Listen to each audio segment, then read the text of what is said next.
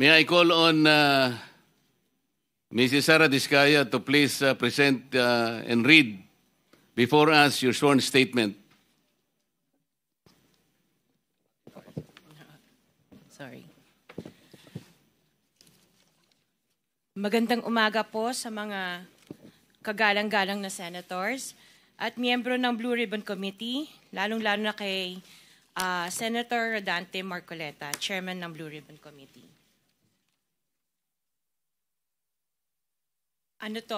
Joint statement ng namin mag-asawa. So I will read partial and then my husband will also read the other half of the sworn statement. So kami si Pacifico F. Diskaya II and Cesara Rowena Diskaya, mag-asawang nasa tamang edad, parehong Pilipino.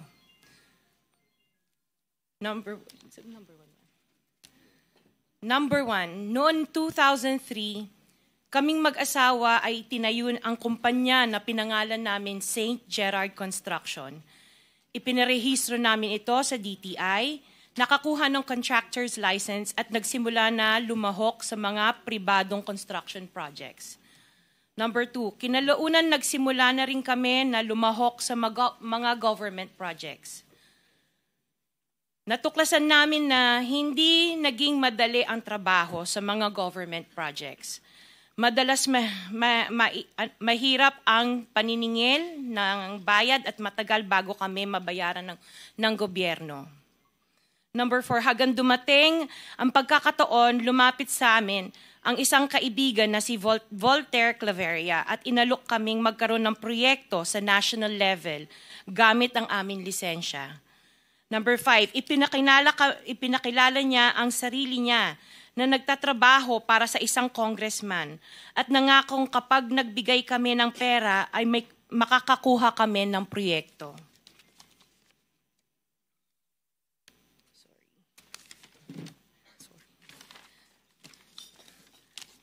Number 6, dahil wala kaming alam sa kalakaran sa pambansang proyekto sa gobyerno, nagtiwala kami at ibinigay ang lahat ng ipon naming mag-asawa. Sa kasamaang palad, niloko lang niya kami. Naglaho siya, dala ang pera naming mag-asawa. Nagpunta kami sa DPWH para i-report ang nangyari, pero hindi nila ito pinansin. Kahit ganon, hindi kami sumuko. Gusto ko pa rin gawin ng tama ang negosyo, kaya patuloy kaming sumasali sa mga biddings sa gobyerno. Sa kalaunan, ang kumpanya namin ay nanalo sa mga bidding sa mga proyekto sa national government sa pamamagitan ng patas na bidding. Ibinuhos namin ang lahat ng aming pagsisikap para maipakita ang kakayahan ng aming kumpanya na mayroong maayos na paggagawa, dekalidad na resulta, at natatapos sa tamang oras. Nagkaroon ng konting tagumpay ang St. Gerard Construction, kaya minabuti namin mag-asawa na mag-expand at bumuo ng ibang kumpanya tulad ng Alpha and Omega General Contractor and Development Corporation. Interjection, Mr. Chair. What is the interjection? Salamat, Mr. Chair. Kailangan ko lang pong umakyat sa office sandali para sa isang pulong, but hopefully pagbalik ay nandito pa rin sina Mr. and Ms. Diskaya dahil meron din po akong mga tanong para sa kanila. Oh yes, Salamat we'll make po, sure Mr. that they Chair. will be here for your questioning. Mr. Chair, point Yes. of order. Bakit hindi na lang tayo bigyan ng kopya ng sworn affidavit imbis na basahin nila niya so we can para himayin namin yung kanyang sworn affidavit. We will make sure that all the members will be given a copy, but the chairman is asking them to read it before us for the record. In order to save time, Mr. President, because we have been here since 9 o'clock. We already spent 2 hours and not even one of the senators have asked questions addressed to the resource persons present. I beg the indulgence of the good senator, but it is for the record. This is a sworn statement, at from this statement, kailangan dito sila matanong na mabuti. Proceed. Pakibilisan nyo lang para makatipid tayo ng panahon. Ngunit nung nagsimula ang makilala ang St. Gerard Construction, dumating naman ang panibagong pagsubok. Unti-unti nagsilapitan ang mga district engineers at mga regional directors ng DPWH at mga chiefs of staff na mga mambabatas na nag-aalok ng mga proyektong sinasabi nilang pondo na mambabatas. Noong una, sinubukan naming labanan ng mga ito sa pamamagitan ng pagre-report sa DPWH at pagpapadyaryo ng mga tiwaling kawani ng gobyerno, subalit hindi sila natitinag sa mga ito. Sabi nila, dapat tanggapin namin ang realidad na dapat kaming magbayad sa mga pambabatas kung gusto po namin magpatuloy na magkaroon ng project sa gobyerno. Kung hindi, binabala nila na matatanggal na sa listahan ang kumpanya namin at hindi na makakakuha ng kahit anong proyekto. Hindi namin ginusto kailanman na mapasama sa ganitong sistema, pero kailangan namin magpatuloy para sa pamilya at mga empleyado namin. Dahil sa aming paglaban sa mga tiwaling bidding, maraming beses naming naranasan na ma-disqualify ng Bids and Awards Committee ng DPWH na hawak ng mga mambabatas na nagpondo sa proyekto. Dahil naiipit na ang aming negosyo, lumulubog na kami sa lumalaking utang ng kumpanya at peligro sa buhay ng aming pamilya. Napilitan kaming makisama sa kalakaran kahit labag sa aming kalooban. Magandang umaga po, Mr. Chair at kagalang-galang na senators at miyembro ng Blue Ribbon Committee, lalong-lalo po kay Senator Rodante Marcoleta. Diretso na. Number 15. Sorry po. 16, paulit-ulit kaming ginamit ng mga nasa pwesto sa sistemang ito. Wala kami magawa dahil kung hindi kami makikisama, gagawa nila ng problema ang project na na-award sa amin sa pamamagitan ng mutual termination o pagkakaroon ng right-of-way problem na parehong nagdudulot ng hindi matuloy ang implementasyon ng mga proyekto. Matapos naming manalo sa mga bidding, may mga opisyal mula sa DPWS ang lumalapit sa amin para humingi at kumuha ng bahagi niya sa halaga ng proyekto. Ang hinihingi nilang porsyento ay hindi bababa sa 10% at umaabot pa sa 25% na naging kondisyon upang hindi maipit ang implementasyon ng kontrata. Ito ay binibigay namin sa kanila ng cash. Ang bawat transaksyon ay may karampatang voucher at ledger na nagsasaad ng mga araw at kung kailan nila ito natanggap.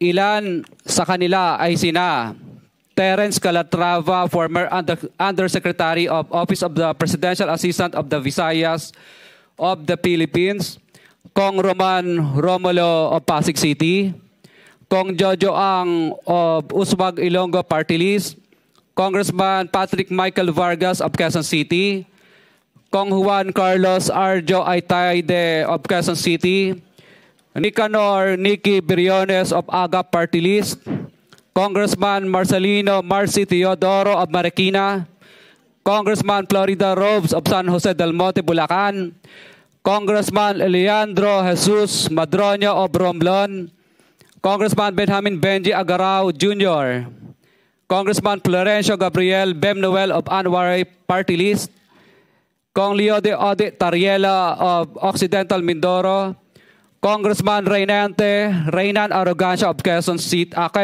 Province, Kong Marvin Rillo of Quezon City, Kong Teodoro Haresco of Aklan, Kong Antonieta Yudela of Zamboanga, Sibugay, Kong Dean Asisio of Caloocan, Kong Marivico Pilar of Quezon City.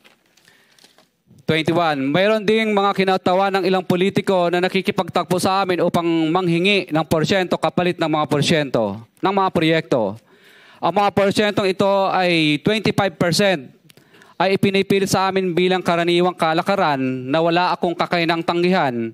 Ilan sa kanila ay sina Regional Director Eduardo Virgilio of DPWS Region 5, Director Ramon Ariola III of Unified Management UPMO, District Engineer Henry Alcantara, DPWS Bulacan First, Undersecretary Robert Bernardo, District Engineer Aristotle Ramos of DPWS Metro First, Pasig City, District Engineer Manny Bulusan of DPWS North, Manila Deo, District Engineer Edgardo C. Pingol of DPW's Bulacan Subdeo, District Engineer Michael Rosaria of DPWH Quezon 2nd Deo. Karamihan sa mga kawani ng DPWH na nabanggit sa itaas ay paulit-ulit na binabanggit ang delivery ng pera ay para sa kay Saldico na dapat at least 25%. Si Kong Marvin Rillo naman ay ilang beses na binabanggit ang pangalan ni Speaker Martin Romualdez bilang kanyang malapit na kaibigan. 25.